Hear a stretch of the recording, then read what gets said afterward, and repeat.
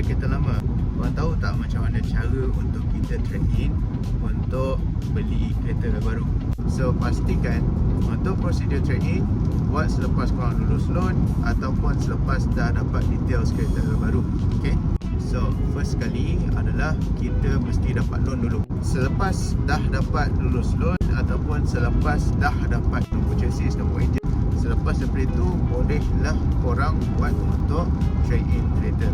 Kita akan bawa kereta lama, okay, pergi ke custom ataupun ke Karo ataupun ke mana-mana used car dealers, okay, untuk mereka inspect dan bagi tahu berapa harga yang tepat yang diorang offer untuk kereta yang korang nak tolak. Okay, so once korang dah setuju dengan harga itu, okay, barulah korang serahkan kereta. So dah serahkan kereta, kena thumbprint lah.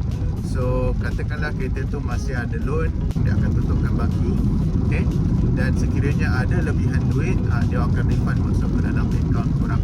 So dapat tak sesuatu.